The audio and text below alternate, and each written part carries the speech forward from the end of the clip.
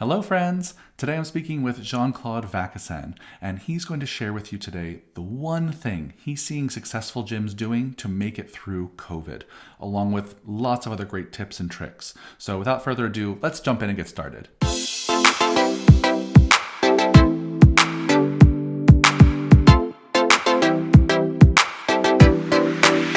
The Business for Unicorns podcast is for fitness business owners who want actionable strategies to grow their business, take amazing care of their clients, and build a life and business they truly love.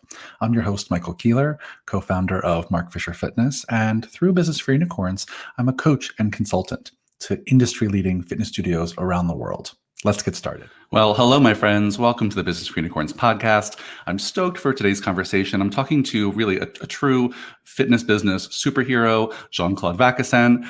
He both has a gym in London called W10, and he runs an organization called the IFBA, the International Fitness Business Alliance. We're going to talk about both today. We're going to talk about his observations from the last year, how to crush it in the fitness business these days, and I'm just stoked to talk to him. So, Jean-Claude, welcome to the stage. Thank you. Thanks for having me. Yeah, my virtual stage here. It's fantastic. Well, thanks for being here. I really appreciate you taking the time to do this. And I'm just so excited for today's conversation because we get to talk about what it's like to be a gym owner, which you and I both know. And we get to talk about what it's like to run an organization that supports people in the fitness industry and their businesses and their careers. And so we get to talk about kind of both sides of the fence, so to speak. And so just thank you. Thanks for being here. Thank you. My first question is this, and I've been asking everyone this to start just because I feel like you have to address the elephant in the world, which is how have you been surviving or thriving during COVID? I mean, our industry has taken such a big hit in the UK. You have not avoided all the ups and downs of COVID. So how have your businesses been doing? God, what day is it? Where are we? Yeah, it's been interesting. I mean, I think from a UK perspective, probably the flip of what's happened certainly in New York. I think we sort of, it felt like we got away with it until kind of relatively until recently. It's been a challenge, but obviously it's kind of things have accelerated a little here. So yeah, it's been interesting. It's been I think it's been this weird kind of combination of incredibly tough, but also a real opportunity. Yeah, which sounds a bit, I guess, a bit cheesy, and it's not. I'm not necessarily one of these people that's always looking for the good in everything, and because it can be overdone, right? You hear people say, "Oh, it's an opportunity. Everything's an opportunity." It's like, yeah, but it's pretty shit at the same time, and let's be honest about that. Yeah. So it's been tough, but I think it's given us a chance to. What it's actually done is shone a light on some areas, certainly of our business and others that we've supported, where we can make some massive improvements. Mm-hmm. And maybe given us the time, the opportunity, and maybe forced our hand a little bit in some cases to make some of the changes that we either hadn't seen or we procrastinated over. And I think in many cases for the business that makes the other side, I feel about ours, and on behalf of others, I feel hugely optimistic about. We'll have a lot, I think, for 2020 to be thankful for. Yeah, for sure. And you're not alone there, Jean-Claude. A lot of folks I'm talking to, I've expressed similar thing. Yes, COVID sucks. It's terrible for many, many, many, really countless reasons. And if there's a silver lining for business owners or for the fitness industry, it's forced many people to get creative. It's forced many people to make changes they maybe wanted to for a long time. It kind of, kicked us in the pants. And so I want to go back and talk a little bit about those ways that, you've made some improvements to your business or you've seen people succeed through this. We'll get back to that. But I want to talk about you for one more second, which is before we started recording, you mentioned that one of the things that this last year has really required is just some resilience.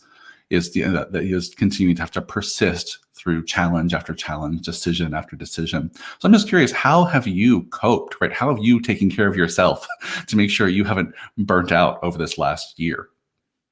Intermittently is the truth. There have been times where I think self-care has been one of the sort of the buzzwords of the last few months, and how important that is. But it's easy to talk about and play lip service to, and maybe less hard sometimes to actually do.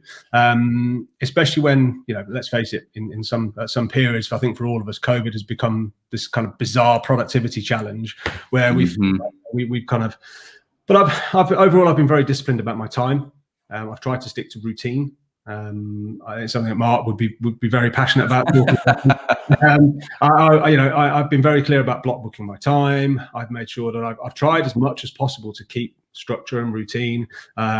Think small things that ended up being big things, like getting up insanely early so that I was exhausted early, so that I didn't open the second bottle of wine, and I didn't do some of the things that I knew that would be detrimental. And it was just about keeping habits and keeping process. I walked a lot. I kept up with my training routine. And I think there were some small pieces, walking, and getting out and kind of keeping that routine. It did some wonderful things, because it gave you time to think. Gave you time to sort of be objective with some of the things you did. Because I think, for me, and I'll probably speak on behalf of a lot of people, there was a lot of change. A day felt like things moved very, very quickly. To make a lot of decisions, but some of us were making decisions too quickly. So we sort of had to think fast, think slow. There was two games to be played. There was the kind of the immediate game and the long-term game, and it was just about, for me, it was about routine. Yeah. Well, I think it's really great for our listeners to hear that your approach was really about focusing on the things you could control, which is, what is my schedule today? Can I go out for a walk? Can I continue to stay fit? There's so much, at least this is how I felt, that was just out of my control. So many decisions I couldn't make because I just don't have the information, or some decisions I was afraid to make because I knew it was going to change in a week. And so I felt there was so much I couldn't control, that when I could focus on things that were in my control, I found that very empowering. And it sounds like many of the things you focused on were things you could influence. Yeah, and I think that's a great point. It's about, there were so many things that we couldn't control, and that's disconcerting. Especially in an industry full of type A people. Well, it's true. Go forward, and we measure ourselves by productivity and output, and always doing stuff. And you speak to anyone, and most people in fitness business, what do how's things going? And it's always a very kind of go forward, direct, and output. And for the first time, we couldn't control all the variables. We couldn't control what we eat. We couldn't control our training regime. We couldn't control lots of things, which for people in our industry is quite a tough thing to get your head around. Yeah. And it was just a case of, you had to be happy just to roll with the punches a little bit, I guess, at times. And it as disconcerting sometimes as that can be, it's an absolute necessary, not just at these times, but full stop. Yeah, I couldn't agree more. Yeah, so let's talk about this. I know that you mentioned before that even before we were recording, we've both seen that COVID has taken a huge a chunk out of our industry. At least here, like in New York, we know that somewhere around 30-40% of gyms, maybe even up to 50%, will close by the time this is over. And I mean close. And so clearly there's been a lot of gyms just sadly won't make it. But clearly there are some who are doing great right now, who've even pivoted and are, dare I say, are thriving. So of the ones that you've seen are making it successfully through this pandemic, what are they doing right? What do you point to as reasons why the folks who've made it have made it? I think before we talk of what those that are doing are thriving, I think ultimately, and as harsh as this can sound, this has been an accelerant. I think some of the things that have happened during this period were going to happen anyway. They've just happened much more quickly, much more aggressively, and in a way that has been a little bit less difficult, less easy to control. So I think it hasn't necessarily created problems, rather just accelerated some of the things that were coming. Maybe even exposed the problems. yeah, exactly. Yeah. So some of the stuff is pre-COVID. I think we're going to see the same here. I think we're going to see 30% or more of gyms. That's the prediction by the end of 2021, because there'll be some delayed fallout. It's fair to say in the UK there was a bit more government support early on. There was kind of the infrastructures they kind of put an arm around us a bit earlier, and we got a bigger hug. So that would definitely have saved some businesses, certainly at least in the short term, if not in the long term. But I think if I could pinpoint one or two things, that common traits that I've seen of those that are kind of that are thriving during this period, it's been about leadership and communication. They have been very proactive. Off the bat, they have shown strong leadership, and they have communicated very clearly, very early, and very transparently, both with all the people in the business, all their stakeholders, customers, and their staff. And I think for me, that's been perhaps the biggest difference between those that have, played a strong hand and those that perhaps have muddled through. Yeah, I think it's a great place to start this, this list of things that have helped people make it through is communication. Because there's been so many twists and turns, and if you can't hold your clients' hands through those twists and turns, if you can't hold your team's hand through those twists and turns and communicate, this is why we're making this decision. This is why we are not making this one yet. this is we regret this. That it's going to be really hard to navigate all the things that COVID has thrown. Let me ask you this though. So even pre-COVID, what do you think companies were doing that had, quote, kind of good communication practices? What are the things they were doing pre-COVID that made it more likely for them to continue those practices through this last year? I think as basic and as strange as it sounds, I think transparency is a major part of communication. We run pretty simple businesses. Mm-hmm. More to fitness business. It's not easy to do, but it's a pretty simple business. And we have the opportunity to have pretty straightforward relationships with everybody involved. And sometimes, we sort of maybe don't play with the straight bat that we should. Now, that doesn't mean, it just means being very clear about what the business is, what it stands for, why it exists.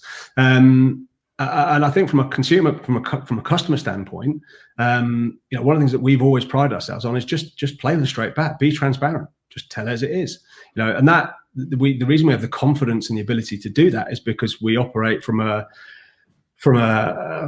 position where we always put the customer first, and we work backwards from that position. Okay, what's best for the customer? How do we work back, to make it commercially viable? And then when we have a whites of the eyes conversation, you might not like what we're doing and you might not agree with it, but that is the way it's going to be played, because that's the way that we're going to balance the business and the human side. Yeah. I think one of the things with COVID, it was quite difficult to do certainly at the beginning, when there was a bit of panic and there was a bit of, where is all this shit going to land? And, was how do we balance the human side? How do we be good to people? How do we sort of, understand that it is a health pandemic, that, people are all over the place, there is uncertainty, and how do we balance that with the ability to ensure that our business remains standing and that we're commercially viable and that we can continue to pay salaries? And because there was a point right at the beginning where it was like, shit, I'm just not entirely sure how this is going to play out.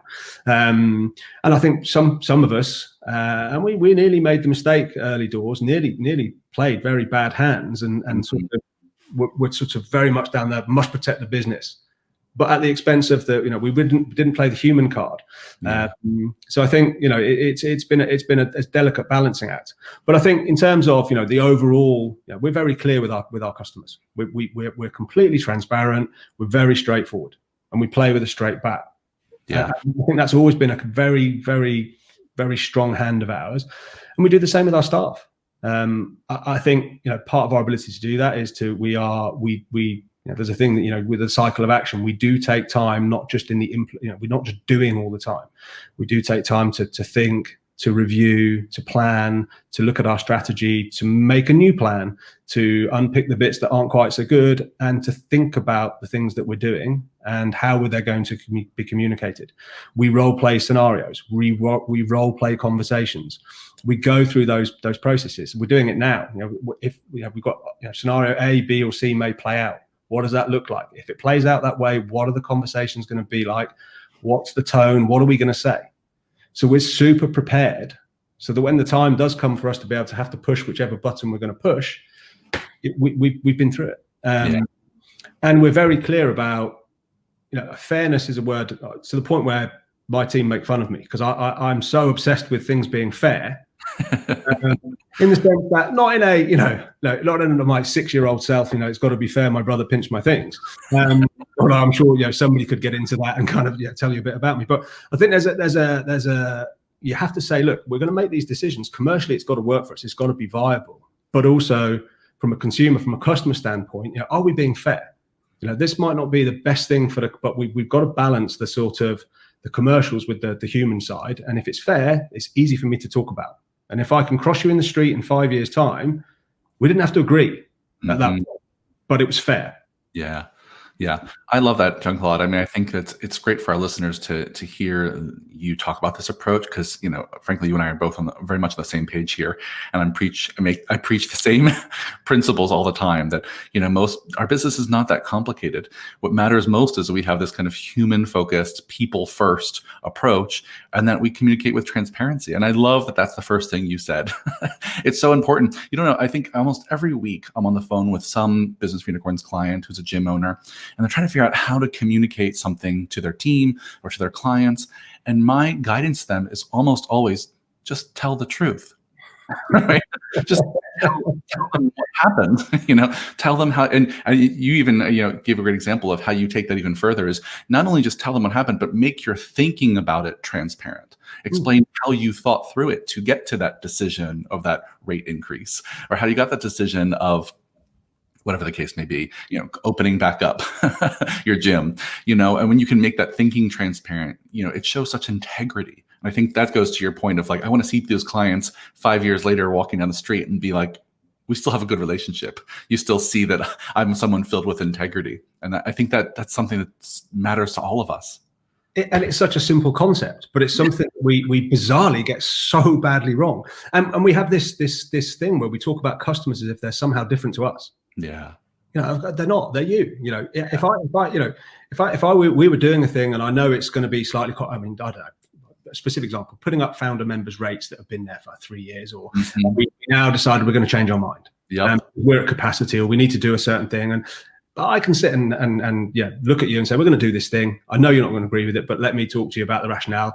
And then it'll just come down to you're not going to be able to do it differently. It's well thought out. We don't have to agree. It's just the right thing. It's the sensible thing. And if we disagree, I'm cool. We don't have to. We can shake out. So for me, it's always the whites of the eyes. If I can hold your gaze and I can have a whites of the eyes conversation, that's the basis on which we try and make decisions and we try and communicate. And we don't always get it right. Sure.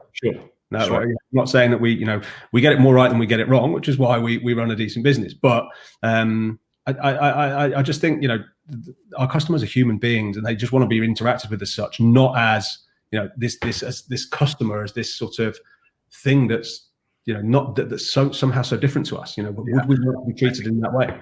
Yeah, I think that's right, is that there's so much strategic thinking that goes around how we communicate with our clients. And I think that strategic thinking is better spent on other things, like making a great offer or figuring out how to communicate on your website. But the day-to-day kind of interactions, communication about what's happening in the business, that should be pretty straightforward. Just like, you don't think that deeply about how you're going to tell your best friend what's going on in your world. You just tell them. You tell them what's going on, and I think that's what all people want. All clients want, just to be some straightforward communication that doesn't beat around the bush. Let me ask you this. Go ahead. Sorry, on that, I think at the root of it, though, sometimes with us as owners, is that we're moving so quickly and we're so wrapped up in the day-to-day implementation part of what we do, we just don't give it the time to think about what we're doing. So we're trying to communicate on the fly. Communication can be worked on. It can be prepared. It's not about scripting it or any of that kind of stuff. But we can be ready for a certain scenario, but we just have to think it through. We've got to give it the time that it deserves to get it right. Yeah, I think that's right. I hope listeners and viewers here making notes, because I think it's a really great point to make sure that you don't have to overthink it, but you can take time to prepare. You can take time to make sure that your thinking is clear and you can explain it clearly. And sometimes it takes a minute. Yeah. Let me ask you this. Another part of communication over this last year, and this is true all the time in our business, is trying to communicate the value of what we do and the value of our services. And people have seen their services change like crazy this last year, from moving online to working out outdoors to all kinds of permutations of that. And so what have you seen that's worked, either for your business or for the folks that you work with, in terms of selling and marketing over this last year? How have people continued to communicate their value at a time when what they're offering has changed so quickly? I think it's been very difficult. I really, and that's not maybe the answer that people. I think it's the truth. And we there's been so much change this last 12 months. We've probably gained more insight, and there's been more change in the last 12 months than maybe the last 12 years for some of us. But we've it's been difficult for us as we're a bricks and mortar in-person business, right? And we've been able to do pretty much everything but be inside the bricks and mortar in person. Mm-hmm. We've done a very good job initially of undervaluing our online service. Here's a rate that's way less than we should be charging for a product that's way more valuable than you're paying for it, and frankly, long term isn't commercially viable. Yep. Hey, let us change our mind about that, and we're going to make it a bit worse, and keep the price point the same, or you're going to up the price point, and we're going to have to kind of pivot, for want of a better word, which is up there with moist for words that I'll never want to use after 2021. We've had to kind of zigzag in and out of things, but ultimately, it's not the product we want to sell. I understand that digital will continue to thrive, to grow, to evolve, and apps and Pelotons and all that of the world will continue. But for us, we are a bricks and mortar provider. We're so good at what we do. We love what we do. We employ people who love what we do because it's an in-person business. It's been very difficult at times to try and move our business into something it's fundamentally not. So we have gone online. We have done the Zoom thing. We have rallied round. We got I like the Warren Buffett quote about you don't know who's kind of swimming with their pants down until the tide goes out. We definitely the tide went out, and we definitely from a digital perspective had our pants down. We had nothing. We talk about eat, move, think as pillars of our business, but we were very good at the move part. The ET bit, we kind of did some nutrition stuff, but we weren't quite buttoned off, and that was exposed. And the kind of the whole wellness mindset thing that was kind of screaming from the feedback pages that we were asking for, we didn't do much of that stuff at all. Yeah. So we are the 360 part of our business, the wraparound, if you like, was hugely exposed, and we've done a lot of work to bridge that gap and to plug some of those spaces. But in terms of marketing and selling for us, we always break it down into 4 buckets: existing customers, friends of those people, brackets referrals. That's our priorities, 1 and 2. Then we talk about lapsed people, so people who know us and like us and at some point trusted us. And then we talk about prospects, and we work in that order across those 4 buckets. So our primary MO was how do we look after the customers that are there? What can we do with those guys? And the answer is we've done our best. Yeah. Have we landed on a product that we think is going to carry us forward? No, because as soon as we can, we will go back to being a bricks and mortar provider with the digital wraparound that we have evolved. We probably will not stay online. We will not, because frankly, people will do it better than us, and we don't want to do it. So I don't want to spend my life, at Zoom and coaching people. And that's just not how I want to live. And the same with our team. So I don't think we found a product we'll land on. When we came back from the first lockdown, 37% of our customers said they'd stay online in some capacity. So we took a studio, we kitted it out, you've never seen so much camera equipment and lighting and audio and all this, and it was unbelievable. But within 6 weeks, 3% of the membership base are using it. The rest are all inside the gym. Once they've seen everybody else go in, it's it's okay. We'll go in now too. Sure. So I don't think we're going to land. We haven't landed on a product that's there long term. But we basically put all of our attention on our existing customers. Yeah. We marketed, but we did awareness marketing. We basically spent the time during lockdowns to build pipeline and build funnel. We gave away a lot of for existing customers. We did what we could. We invited plus ones, so we built referral funnels. We didn't. Our goal. We said, look, our goal in April last year was to be there. In April 20, we said we want to be there in April 21. That's the goal. If we can make some money in that time, good. But I want to be there. I want to have the doors open, because if we can get through it, we can feel very, very excited about what it looks like on the other side. We just got to get there. Many won't. For those of us who do, the fact that many didn't is why it'll be better. We'll come through stronger. We'll have done lots of things, resilience and all the rest of it that we'll talk about, which we'll have built. We just got to get there. Well, I think that's a big part of it, Jean-Claude. I think you really put the nail on the head for me, is that I think a big reason why at least a large part of folks won't make it is because, to your point, many of them just have no desire to do the services that they could offer, right? They have no desire to be on Zoom. They have no desire to do nutrition coaching. They have no desire to do any of the lifestyle stuff. And I'm not, that's not a judgment. That's just, I understand that people don't want to do that. It's not how they want to live their life. It's not what they want their day to look like. And I think some people, put their foot down so hard, they just didn't offer any of that. And I think for many of them, to their detriment, that they weren't willing to pivot. I'm not saying they should have. I'm just saying for many of them, I think it's part of the reason why some folks won't make it. And but the reality is on the flip side is that that's the way the industry's moving. So if you didn't want to do that, in a COVID world, when we reopen, the fact that you're gonna, my prediction, but my guess is that we're gonna see a rebound, we're gonna see a boom, I think, in fitness, but we're going to see lots of people come out of high street gyms and come into training gyms because they're cleaner, they're safer, they get more space, they're better looked after, they want a more premium service, and they're prepared to pay for it. Yeah. But we're also going to see a whole new world, I think, of fitness consumer who've never been to the gym. Yeah, like my mum and her generation, who'd like, COVID's given me a kick up the arse. I need to get myself in shape, but I don't want to go into a gym. I'm going to go into a W10. A training, a community-based place where I'm going to get looked after. We're going to see a whole new, but they're not going to want HIIT workouts and calorie calculators, and they're not going to want to talk about intensity, and they just don't want to die. They just want to be. They want wellness. You know what I mean? They want to go to the gym because they want longevity. They want wellness. They want nutrition. They want sleep counseling. They want, all of the other things that we've had to do during this period to put a wrap around, as I would describe it, around our gym, because we honestly didn't have that. We just did. There was such a sophistication in the simplicity of our model. It was just training. The deliverables were clear. Yeah. The value proposition was easy to decide. Yeah. But fundamentally, we were going to fall back. So we've put all of that in. I understand that you don't want to do it on Zoom. I understand, but it's a short-term thing, and a lot of the assets and systems and processes that we've put in will carry forward into the bricks and mortar thing. Yeah. The industry's just but I understand why nobody wants to, because it's been we've probably all worked harder than we have for at least a good couple of years. Longer hours, more energy, more shitty conversations, and we've earned a lot less.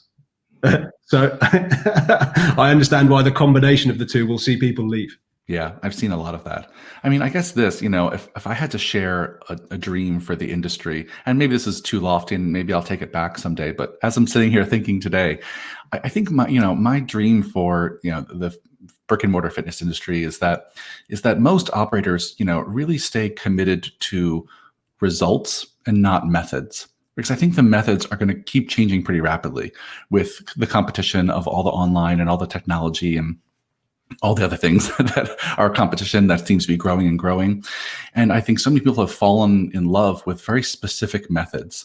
And I wish as an industry, we were more open to innovation and changing and growing and trying new things. And in some cases in COVID land, and this has certainly been true for Mark Fisher Fitness, we were forced to go online against our will in March of last year.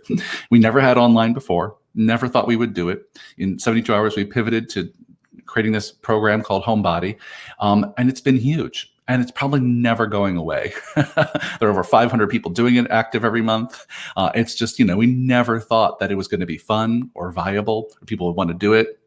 And to your point, many of them want to continue forever. And we would have said no to that if COVID hadn't been involved. We would have dug our heels and been like, no, we're brick and mortar. That's what we do. That's what we're best at.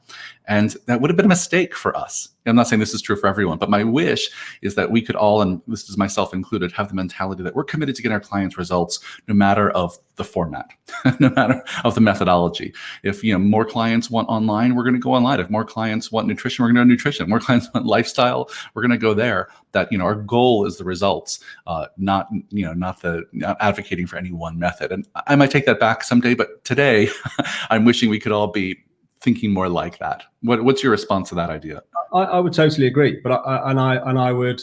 I think there's a few things that kind of that creep into this. I think brand has become quite an important topic of conversation, because probably one of the reasons that, almost certainly one of the reasons that Mark Fisher Fitness has been so successful in being able to do that is that people don't ultimately care how you do it. Right? They trust the brand. They trust you guys. They trust MFF to do what it needs to do to help them to get to whatever it is they need to get to, be that physically, mentally, or whatever else. And I think for a lot of guys and girls in the industry, we perhaps don't quite have that branding and the USP, and for lots of different reasons. And I think that's important. I think also I'm not a big fan of online. I prefer being in person. That's a personal bias, and there's lots of stuff.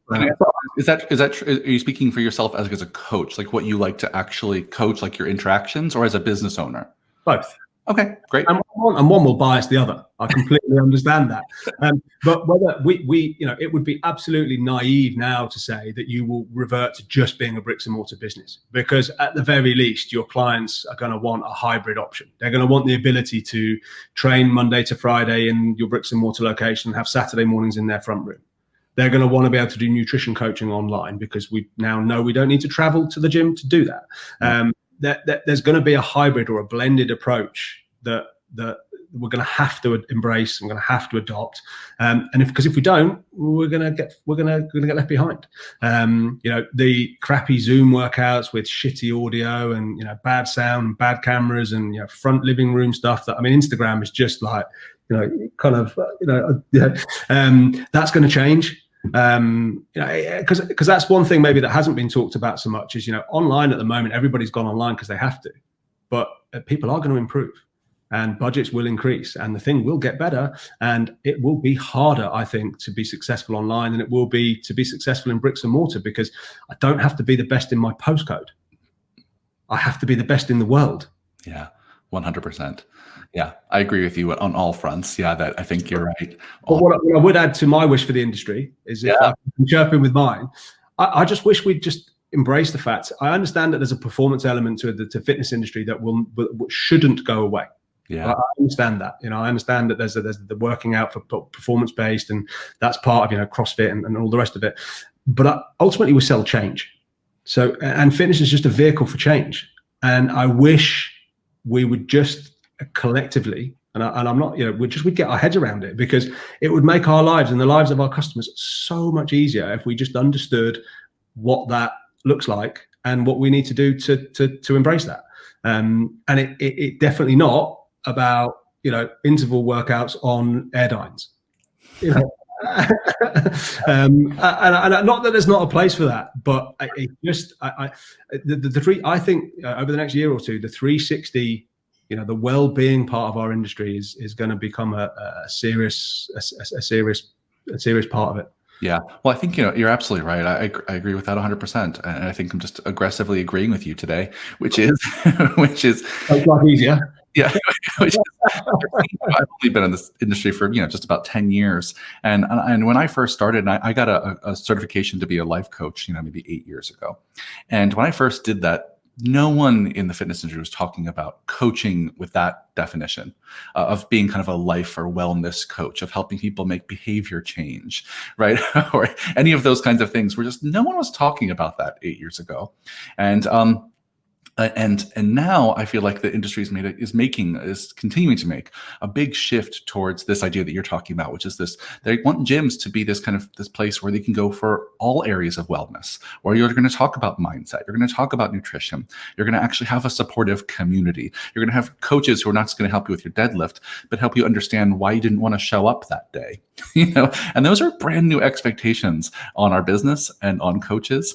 And so maybe I'll ask you this question as I might have to start to wrap it up, but you mentioned during COVID, you added all these things to wrap your arms around your clients that are specifically in these areas of kind of mindset and nutrition. So what are those things that you've added? Well, we firstly, I think multidisciplined practitioners in our industry are going to be is where it's at already. 100%. Yeah. It'll become increasingly important, but there is a line to be drawn between where you're a professional, where you're an enthusiastic amateur in an area, and where you're a true professional and an expert in an area. And I think there is going to be that grey area about stay in your lane. Mm-hmm. So we are enthusiastic amateurs in lots of areas, nutrition and as a team, and we're pretty good at it. We do a pretty good job. We're pretty well rounded, and we're pretty well. But we brought in people to work with us in specific areas. So we brought in a sleep expert. So we did sleep. So we created a thing called W10 TV, which was an online portal for our members, and It was based on 3 pillars: eat, move, and think. We were like, we got the move bit pretty well. We film some videos, we have some workouts, we do some express stuff, some whatever. We Zoom, we have on demand, we have all that stuff. Nutrition stuff. So we did a nutrition series. So it was a kind of an 8-part series on nutritional basics. We brought somebody in to do that, because I think one of the things that sometimes our members, our customers, and I'm sure it's the same for many other gyms, they don't listen to our coaches about nutrition. Sure. They want to listen to someone who's a nutritionist. So we brought, even as frustrating as that can be, it's the fact. So we brought in someone to look at the nutrition side of stuff, and it was pretty basic stuff. And it went down. There was stuff for performance. There was stuff for health. There was just some basic stuff. We did a sleep series. So we brought in a sleep expert, and that is such a thing now as sleep experts, to come in and do, which was, to be honest, a bit of a revelation. It was huge for people. We brought in an executive coach who's also a psychologist to do a series on change, behavior change, because I think for some of our coaches, let alone our members, they don't understand the science of change and the process of change, and the fact it's not linear and there's lots more to it, that we have to let people fall. We have to kind of do stuff to allow people to change. And if we understood it better, we'd probably we wouldn't be quite so linear in our systems and processes. So we brought in somebody to help us with do a series on change, and we created a portal with contributing experts in those areas. But we put some money behind it. We made sure that it was well produced. It was visually well put together, and we've continued that with a series of Q&As and some content-based stuff. And because I think ultimately, we just wanted to create a portal where there was just, our challenge now is going to be to make sure that it continues to get used, that people keep coming there, that we keep the ongoing content. But we wanted a place where people could come and dip in and out of information, because timing is everything with these things. So we basically, in short, we worked with others who were experts in the field. But we've also spent a lot of time with our coaching team doing, a couple of guys have done some quite heavy nutrition-based certifications. We've all done sleep certifications. So we've kind of just plugged some gaps, as well as bringing in experts. I think that's huge, Jean-Claude. I mean, bravo to you and your team for diving in and continuing to learn and grow and change the way you do things. I think that's the, hopefully for listeners and viewers, that's hopefully one of your biggest takeaways today is, I think, us as brick and mortar fitness business owners, I don't think we could ignore the fact anymore that so much about what gets our clients results is not just the fitness, that it's how they manage their stress, how they manage their sleep, how they manage their food, how they manage their relationships, how they understand their own change and ability to be motivated or not. And all those things are part of what I think we have to offer moving forward. And this is such a brilliant example of reaching out to other people who are experts and not only leveling up as your team, but reaching out and growing your network to other practitioners who can help you do that with your clients. I think that's such a great example, Jean-Claude. So bravo to you.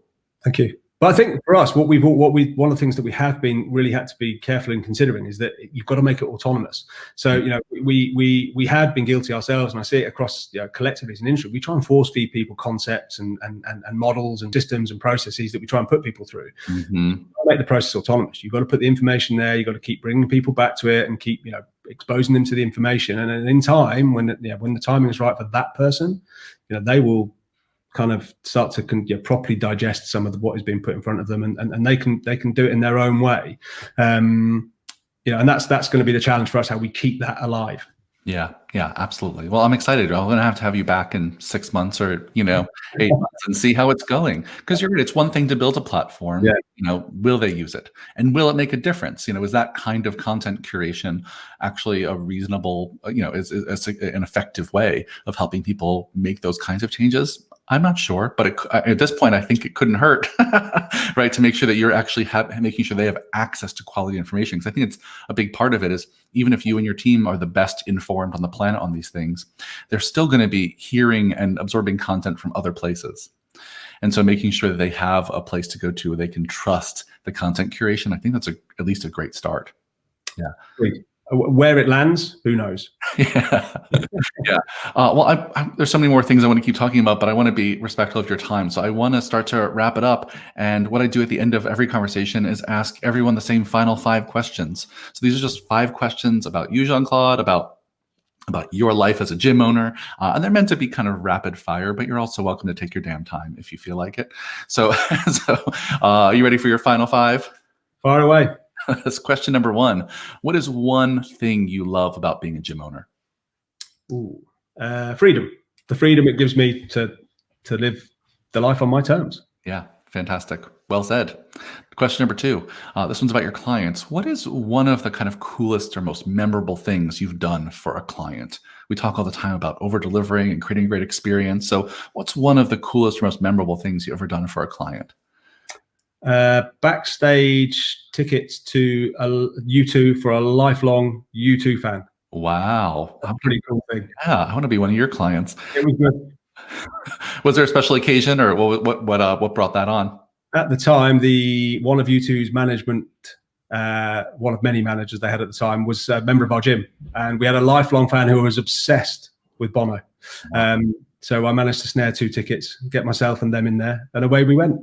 That's amazing. Fantastic. Yeah, great example. Cool. Question number 3. When someone on your team does this, it makes you really happy. So what's the thing that your team, when you see them do this, it just makes you so thrilled? Take the lead. I like it when they take the lead on a problem. They don't have to get it right. It doesn't have to be the way I did it. I think. No, but as long as they take the lead and they show some initiative and away they go. There's a big emphasis on leadership in our team. It's something we've worked hard on, and yeah. Yeah. I'm just going to ask a follow-up question to that, even though this is supposed to be rapid fire. What's one thing that a listener can do to help their team take more leadership, or often people refer to as ownership? What is something you do to help them be able to do that? I think you've got to facilitate it. You've got to be, people have got to, and also you've got to create an environment where people are allowed to make mistakes. There you go. Because sometimes we want people to take the lead, and and I take my tongue in my cheek, but we want them to do the way that we would do it. And I've been guilty of that sometimes. You have to create an environment where it's okay for them to make mistakes, and where they feel that they are inverted commas allowed to. Yeah, great. Well said. I love it. Awesome. Question number 4. What is your most reliable strategy for generating leads? If you have to go generate some leads tomorrow, what will you do? You mentioned your 4 buckets. I imagine it's one of those. In that order.